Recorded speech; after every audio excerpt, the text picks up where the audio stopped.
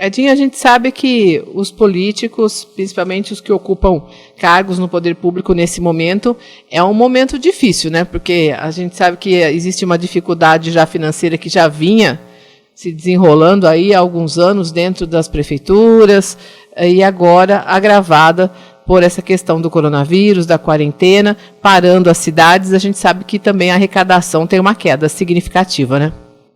Com certeza, você colocou muito bem.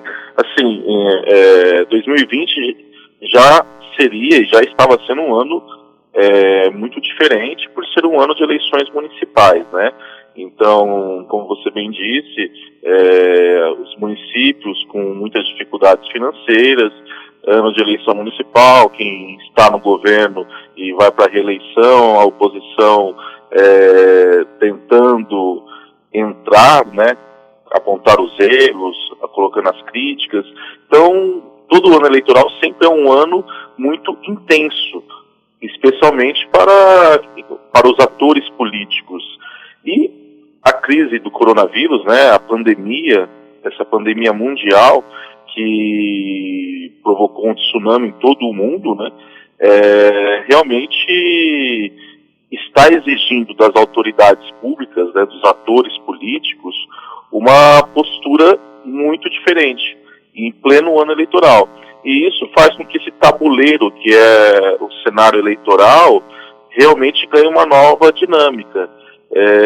Você tem aquelas autoridades, né, que irão disputar o processo eleitoral, prefeitos, vereadores, governadores, no caso, prefeitos e vereadores, né, nós estamos no ano de eleição municipal. Mas também os próprios governadores, porque todos vivem o ambiente político intensamente. E a crise acaba sendo também uma oportunidade, uma boa oportunidade, para que alguns desses atores políticos saem da crise maior do que entraram. Mas vai depender muito do desempenho deles nesse momento, né, Edinho? Porque pode ser um fator agravante aí para quem já estava com a imagem desgastada, quem não souber conduzir muito bem esse período, pode ter prejuízo. Com certeza. Realmente, assim, toda crise, independente se desta que nós estamos vivendo, que é uma crise de dimensões gigantescas, né? Uma crise totalmente atípica, porque envolve a questão da saúde, que é uma questão que atinge a todos, mas toda crise, ela é uma oportunidade de crescimento ou de retração. Você tem os atores, sejam eles políticos, empresariais, que vivem uma crise, né, personalidades públicas que vivem no olho do furacão de uma crise, eles têm, nesse momento, a oportunidade de executar ações que potencializem, melhorem sua imagem diante da opinião pública ou diante da inércia. Se pouco cada um fizer, aí pode sair menor do que entrou, pode prejudicar bastante a sua imagem e inclusive comprometer um resultado eleitoral. Então, o que eu tenho observado, algumas figuras públicas estão aproveitando muito bem esta oportunidade para colocar uma série de ações de interesse público em curso e, consequentemente, estão conseguindo melhorar sua imagem diante da opinião pública. E um exemplo que pode ser dado é que você tem administrações municipais que até antes da crise estavam mal avaliadas e com o começo da crise, da pandemia do coronavírus, com a série de ações que os municípios estão desenvolvendo, melhoraram a imagem. E, em outros casos, alguns municípios, diante da inércia do prefeito, das autoridades locais, estão vendo as suas autoridades com a avaliação, a popularidade em baixa. Agora, Edinho, a gente sabe que em política não basta somente ter um bom desempenho, ser um bom administrador. É preciso também saber se comunicar com a sua população, né? A gente vê uma diferença muito grande entre os governantes e a gente pode até estender um pouco mais, sair só desse ambiente das eleições municipais.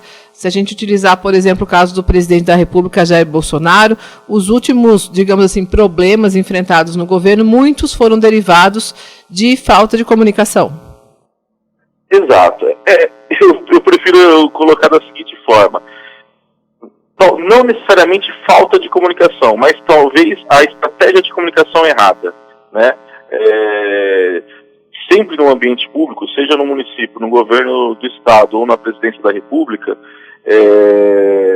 você tem a oportunidade de executar uma estratégia de comunicação. Ter uma estratégia de comunicação, especialmente de uma comunicação política, comunicação pública, não necessariamente quer dizer que você tem a estratégia de comunicação ideal, a melhor estratégia. A minha opinião em relação ao presidente Bolsonaro é que ele executa uma estratégia de comunicação equivocada. Ele ainda não desceu do palanque eleitoral, ele ainda não desarmou o palanque, ele ganhou a eleição de forma democrática, de forma legítima, né? Mas, na minha opinião, ele não está sabendo aproveitar essa oportunidade que lhe foi dada. É uma oportunidade ímpar, singular, né? Ele se tornou presidente da República, a maior autoridade política do país, né? De um país continente como o Brasil, e com uma das maiores economias do mundo. E você percebe claramente em cada pronunciamento dele, em cada manifestação, que ele ainda está preocupado com aquelas pequenas coisas de um processo eleitoral, de uma campanha eleitoral, né? E você, na vida pública, tem alguns momentos. Quando você está numa campanha eleitoral, você tem um processo mais quente, mais efervescente, você tem aquela guerra eleitoral, você faz de tudo para ganhar, para se defender, para atacar seus adversários, contra-atacar. Tudo isso faz parte do processo eleitoral. Agora, encerrou o processo eleitoral, você tem que governar. E governar significa construir coalizões, né, num sistema democrático. Não há outra receita, né? Na democracia não tem como você governar sozinho. E a minha impressão que eu tenho é que o presidente, diante dos fatos, das posições que ele coloca semanalmente, quase diariamente, ele tem essa dificuldade. Um exemplo muito claro foi a relação dele totalmente conturbada, que culminou com a demissão do ministro da Saúde, que estava sendo muito bem avaliado. Nesse caso, ele não precisou nem da oposição para criar um problemaço para ele, né? Ele mesmo, dentro do próprio governo, se incomodou com a figura do ministro da Saúde. E isso é um problema que o presidente tem que melhorar para se comunicar melhor com a sociedade. Quando há uma divergência, né, quando os discursos não batem, assim, é importante que toda a equipe de governo fale a mesma língua, porque no caso do presidente, como você citou, e o ex-ministro Mandetta, isso fica muito claro que ali existiam dois pensamentos bem divergentes em relação à forma como conduzir o combate à Covid-19 aqui no país. Sim, você colocou muito bem, é exatamente isso. Uma das premissas assim, fundamentais numa boa estratégia de comunicação pública, comunicação política, é a uniformidade do discurso da administração, seja ela municipal, seja ela estadual, ou seja ela federal.